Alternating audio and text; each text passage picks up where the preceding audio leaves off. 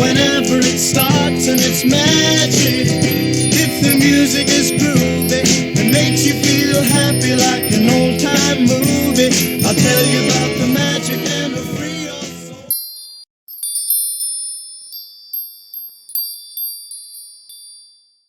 There. So Megan is out and about, and what a busy little bee she is.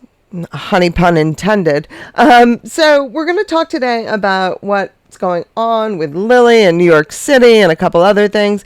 But first, I just want to remind everybody, I did in fact upload that video about the Merkel Foundation onto my other channel. I'm not trying to hide the video. There's nothing wrong with the video. I don't doubt the video. It's just that because it just doesn't get the views on this channel, and that it messes with the algorithm for the Harry and Meghan stuff. So, and rest assured, the Merkel Foundation stuff is Harry and Meghan stuff, but it also gets into more political things. So it's over on my other channel. I will put the link to it at the end of this video. So all you have to do is click on the little thumbnail. But it really is a good video and it's important. So I hope that everybody will watch it. Now let's jump in and let's listen to Lily talking. It's beautiful. What do we think, Lily? I think it's beautiful. What do we think, Lily? I think it's beautiful. What do we think, Lily? I think it's beautiful. What do we think, Lily? I think it's beautiful. Now, there are a couple things about this video that I have a problem with. Number one, what I just played you was the clip that was on the New York Post's website. That's why I made sure to include where it says page 6. Now, isn't it a little bit odd that they replayed the scene that many times? I mean, is it just me? But usually you wouldn't see that for the newspaper. The only thing I can think is that it was just so ridiculously short that they had to repeat it in order to have, whatever it is to fill their space requirements in order to do an upload. I don't know. It just seemed very odd that it was repetitive straight from the New York Post. I assume that Meghan posted this on her Instagram. I personally didn't see it there, though. So I don't know if it was a story or if it was, I don't really understand Instagram, so it's very possible that it's there and I just missed it. Assume that's where the New York Post got it from, and presumably it was a very short clip, and so then they replayed it. It seems that if it wasn't long enough to fit their requirements, maybe it wasn't that important and they shouldn't be playing it in the first place. I mean, does that make sense? Something about it, to me, it struck me as very off. The other issue that I have with it is it's fake. I mean, it's clearly fake. It's badly fake. If a child has an immature speech pattern to the level that the quote or the comment starts, then they wouldn't clearly enunciate beautiful. That's the contradiction that proves that there's no way this is a real child speaking. If you kind of have that fuzzy childhood, in the beginning, I think then you wouldn't clearly enunciate beautiful. I mean, it couldn't be more AI. Additionally, if you are listening to it, when it does say beautiful, it has that tone of fake AI wording to it. In my opinion, allegedly, do your own research and form your own conclusion. I don't buy it for a second. So this leads me to ask why? Why the full court press on the existence of the children? Well, I think the reason is obvious, is that it's becoming less and less believable that there are children. It means Meghan is just going to work that much harder to pretend that they do exist. And it's all happening in the midst of an evolving situation that we're seeing play out before us. And again, I go back to the thing. It's like we are the Truman Show, only we're the ones, the audience are the ones that are getting the show. But I want to take a look at some of the other things that are going on, because I think that there's a very strong argument that a lot of things are happening merely to deflect from Prince Andrew and the possible release of the JE files. Because there's just too many things, and the people that are making the news out of things that aren't news really have me wondering. So let me take you through a few things, because I think that this could be very important. About 2 months ago, that Jamscam and I had a long conversation. You can go see it on Jamscam's channel. It's awesome. And we are overdue for another chat. He's been moving, and so I've been busy, and so we're getting there. I promise. We'll do it soon. But in the meantime, about 2 months back, we started seeing some things happening with the Duke and Duchess of York that really had us wondering about the role of Lady C in this whole Megxit drama, the purpose of the Megxit drama, and in fact, the idea that Sarah Ferguson might have been doing a lot of the puppet mastering. She could well be the engineer of this entire train wreck. And as things are continuing to play out, I feel it even more strongly than I did when we had those discussions and I made those videos. So I want to take you through a little bit of, down memory lane here. So like I said, Jamscam and I were having this discussion about the Yorks and their potential role. And the reason we were seeing this was because the reason we were discussing it was because we were seeing signs that perhaps Fergie was behind, in fact, everything. Because it seemed that we believe, in our opinion, allegedly, do your own research, that Sarah Ferguson could be Lady C's source. Or I believe that, at least. I shouldn't speak for Jamie, but that's my belief. I believe that Sarah Ferguson is the one that feeds Lady C information. Now, the question then is, why would she? And I believe that she does it in order to deflect, to keep drama going, in order to deflect any actual, examination of what's going on with Prince Andrew. If we are all focused on, and the media is focused on what Meghan is doing, then no one is paying attention to all the things that are happening with Prince Andrew and that could still come up, such as the release of the JE files. Let me run an example past you. And if you haven't seen it yet, I strongly urge you to listen to Ibble Dibbles. I think it's about 3 parts. She has a 3-part thing where she goes through and really examines what happened with Sentabali. And I get the feeling, and I don't know this, obviously, I don't know who it is, but I get the feeling that Ibble Dibble has kind of the sort of connections that Lady C wants to have and denigrates anybody who doesn't have. She's kind of seems to have a sense, I have a sense that she is very close to these upper echelon, like these charity organizations. She knows it really, really well. And she understands it. And so when she says things about Sentabali, I really listen. She said a lot about it, and I don't want to steal her thunder. And I by no means, I don't even think I understand all the points she was making. They were all good points. It's just, some of it kind of went over my head. But what she is kind of saying is that basically Sophie isn't innocent. And if Sophie isn't innocent, my conclusion then is that perhaps that was much ado about nothing. And when you start saying this could be a lot of hullabaloo about nothing, then I wonder at the presence of Ian Rawlinson there.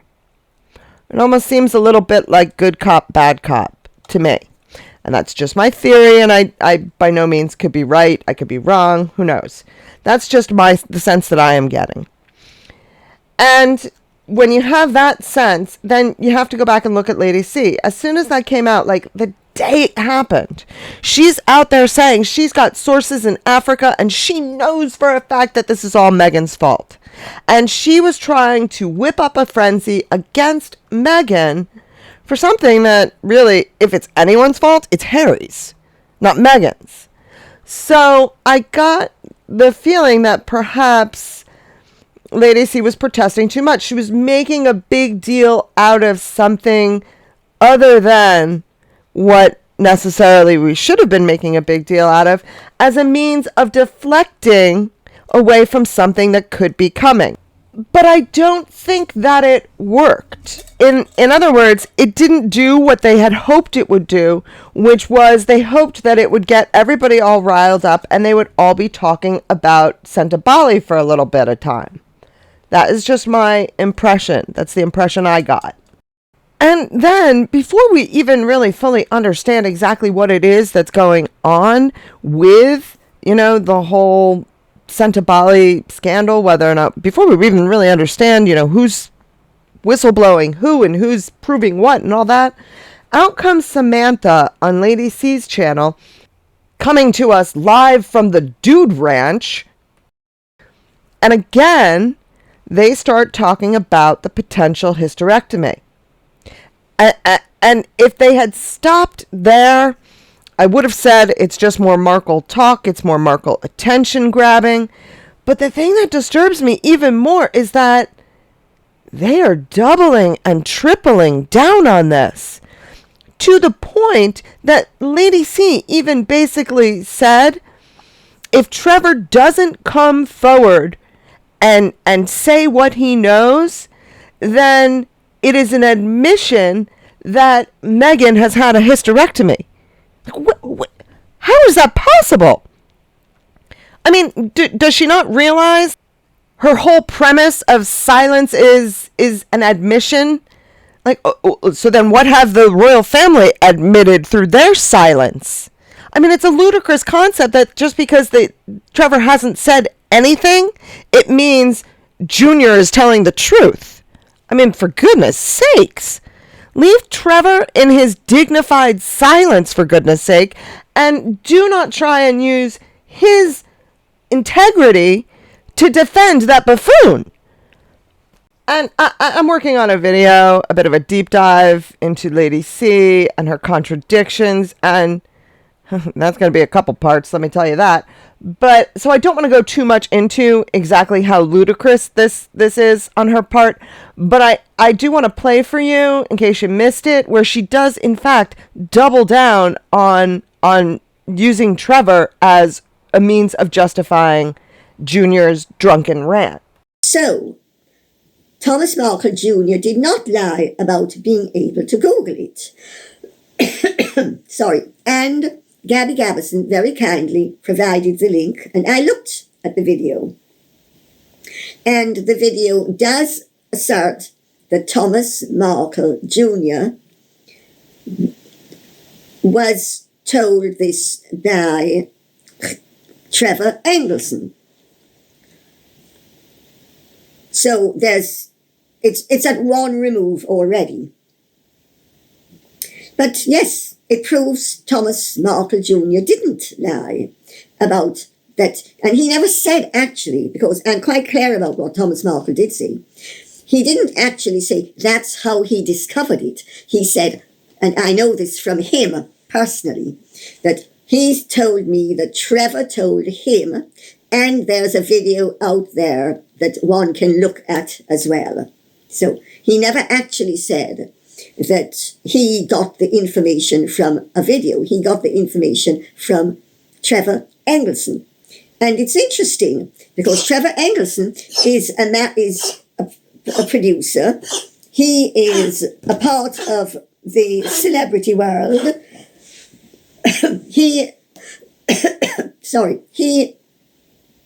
Both Mickey and I are coughing. He knows that this story is out there. He could very easily rebut it if it were untrue. The fact that he has remained silent, I would have said, condones and ratifies and verifies what Thomas Markle Jr. has said. So, let's leave it at that. Now, some of you may remember a couple months back where H.G. Tudor did a fantastic video about the the wild and crazy conspiracy nonsense videos that are out there. Well, what he was talking about is the same thing that Junior, Lady C, and Samantha are talking about. He was talking about those AI videos that are complete nonsense that are put out there with the sole purpose of getting clicks and views and making people money. They have no basis in legitimate sources. And I would imagine Palace PR, Megsy PR, Harry PR, who the heck knows? They're all behind all those. Or it's just some very enterprising person who's making a fortune off of them. Latch on to the, a hot topic of the day and somehow relate it to Meghan. Like Andrew McCarthy was in the news at one point. I believe there was like a Breakfast Club reunion or something like that. And as a result, they put out something saying Andrew McCarthy can prove Meghan was never pregnant, which is nonsense. It's AI crap, and it's not a reliable source. But that's the kind of video is well known and established that Trevor Engelson never said one word about Meghan. So if Lady C and Thomas Jr., if they have access to some sort of video that Lady C claims all you have to do is Google it, untrue, because I tried. But if she says that there's such a thing out there, then they need to present that, because I, for one, have not seen a credible video of Trevor Engelson saying a single word about Meghan, about their marriage, about any of it. I mean, honestly, at this point, I don't even know the man exists. So, I mean, to suddenly say, because isn't it odd that they are so sure that they can go out there and say, well, if it's not true, he'll come forward, and not be worried about getting in trouble for saying that about him? Like, do they know something we don't know? It's gotten to the point that I don't believe anything that we've ever heard about any of these people. And it's the confidence with which Lady C is talking as though she knows no one will refute her. It makes me wonder if there is anyone to do the refuting. I mean, how do we know Trevor exists? We see Instagrams of him and his wife having a baby. How do we know those are real? We've seen them create all these photos in the past. Why wouldn't they create that one? It's all just very questionable to me. And like I said, I'm doing a bit of a dive on that, so I'll talk more about how Dan then came out and seemed to say that they were lying, so it's all kind of crazy. The thing that I think they are doing is they are just determined to keep the attention on whatever it is that they're saying about Megsy. And whether it's Lady C or Dan Wooten or the Markles, they're all working to keep Meghan in the news regardless. I mean, I feel that regardless, but my sinking feeling is that they are doing it in order to keep any and all attention away from Andrew. Because we know Andrew wants back in. He wants to be back into the royal family. Or back into public appearances or whatever the hell it is that he wants out of it. So if he is desperate to get back in and he's doing all this, he's got to have support from his brother. I mean, he has to. Otherwise, he would have been shut down a long time ago. No? I mean, it all just seems to fit into place that we're hearing all this nonsense. If they're all working together to keep this scandal, which is the only thing that could really seriously damage the royal family, this scandal of Andrew, if something were to come out, that would be something that would motivate them to all be working towards one common goal. Does that make sense? As all this is swirling around, you have Virginia Giuffre. I mean, first she's in an accident and she's in renal failure. Then she's, a DV victim. And then she unalives herself? I mean, it's just lunacy. It makes zero sense. If you go back, and if you haven't seen it yet, go watch the Royal Griff's video on this. She goes through all of Virginia Giuffre's posts, and there's no sign that this woman is suffering from what her, last 5 or 6 posts make it sound like she is. It's like, I almost feel like they tortured her to destroy her credibility before something happened to her. But you have the spin coming out on Meghan and Harry. You have it ramping up just as some things are happening in this saga or in this potential scandal that it's almost like they don't want people looking at it. They don't want people to know. They know things are coming out. And so they get us all riled up and revved up about Meghan in the hopes that we then won't notice what's going on here.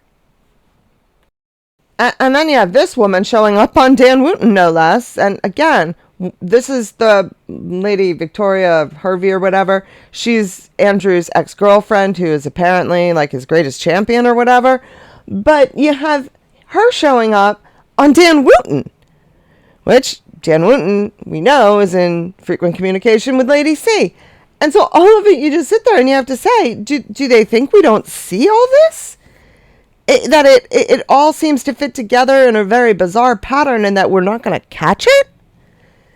And, going so far, if this woman wasn't so nasty, this Harvey woman wasn't so nasty, I'd say I kind of feel bad for her because I don't think she realizes that she's being duped and used just to get Andrew off, whatever scandal it is that's brewing for him. I'm not saying that the royal family, got rid of Virginia, but I'm just saying that none of it adds up. And it doesn't take a genius or a conspiracy theorist to see that they're trying to add 2 and 2 and get 5 when the whole world is sitting there saying, no, that's 4. You know what I mean? Something is just a little too contrived. And things seem to happen in clumps. And the secret is to figure out what it is that they don't want us to pay attention to as opposed to the things that they do. And for all I know, it could be the opposite, right? It could be that the real scandal that they're trying to hide is Meghan and her fake kids. And, they're using this nonsense about, J.E. to cover that. I don't know. I just hope this woman, Virginia, I hope she's in a witness protection program somewhere because otherwise I find it all just very questionable. Before I wrap up here, I want to talk very briefly, about Megsy in New York City. That entire interview was just a disgrace. And to be honest, other people, I was in the midst when she was in New York, I was in the midst of doing my video about the Markle Foundation, so I wasn't really paying attention to it. And a lot of other people have already said just about all there is to say about Meghan's interview with Time, so I'm not going to go over it again. We all know it was just a disaster. She sat there clapping back at everything that was being said about her while simultaneously saying, I don't know what they say about me. I don't pay attention to that. Which, by the way, reminds me a lot of Lady C's. I don't bother listening to that, but I'm going to comment on it. Same thing with Megsy. Two sides of the same coin. But I just can't let it go by without saying something at least about the ridiculous clothes choices. And yeah, of course, obviously at this point, this woman dresses like a clown for the sole purpose of getting our attention, and you can't convince me otherwise. But what is with this blouse that she then puts under a jacket? If you're gonna wear that blouse, you don't wear it as part of a suit that has a jacket that's gonna cover these arms. That's the appeal of this shirt. Meghan isn't like you or I, where, oh yeah, I really need an off-white shirt to go with that suit to really make the look that I want, and this shirt really shouldn't go under a blazer, but I'm going to wear it anyway and just keep my jacket on. Megsy's not like that. If she needs an off-white blouse, constrained by a limited number of choices, like you or I would be, we're restricted to whatever's in our closet. Well, no, she's got 90 off-white shirts in her closet. She can pick any one that she wants. So it's not the same situation. And the fact that once again she's taking up space in, Manhattan with her gigantous billboards, that's just an eyesore. No one is listening to Confessions of a Female Failure. No one is listening to it. Apparently it's on Amazon now. it's disingenuous. It's Megan clapping back. I mean, I stopped listening. I made it through, I think, like the halfway through the second one, and I said, I just can't do this. So, I mean, she's pushing it and pushing it and pushing it, and this is not cheap. This advertisement is not cheap. Why are people still doing it? And why has Charles not put a stop to this nonsense? I mean, at this point, this woman is either severely mentally ill, or she's playing a game and playing an act and someone's supporting it. Because if she is seriously mentally ill to the extreme that it sure as heck seems like it, then it's time for the palace to step in and get this woman help. It's just, I mean, enough is enough. You know, we've all had enough. Either she's someone, you know, who's influential and someone's backing her and we need to pay attention to her, or she needs to go away already. One or the other. That's about all I have for you today. Like I said, I do have a lot more that I want to say about the way this hysterectomy story is kind of spiraling. But I am saving that because I am going to do a bit of a deep dive on Lady C and see exactly where these contradictions all are and kind of, you know, defend why these contradictions are important. So I am working on that. I want to let everybody know, Tuesday, I'm going to have a live Tuesday. We're going to go for sometime between 5 and 7 p.m. I'm not sure exactly. I have to talk to my mod and see what kind of works best. But we will do that so that we can have another fun chat. Hopefully Del will come join us again. I'll tell you, you people are going to start coming for Del instead of me. I'm starting to get jealous. No, I'm just kidding. Great. I love it. Totally just teasing. But don't forget to go check over on my OPMV, Our Politics May Vary channel. Again, as I said, I will put the link in at the end of this video so you can just click on it. The video about the Markle Foundation, where again, I look a little bit more into Zoe Baird and the connection to the censorship industrial complex and the connection to Pfizer. Yep, that's right, Pfizer. And we know what Pfizer invented. So go check that out. It's a very important video. The only reason that it's not on here is because I just don't want it messing with the algorithms. So I look forward to hearing your thoughts down in the comments.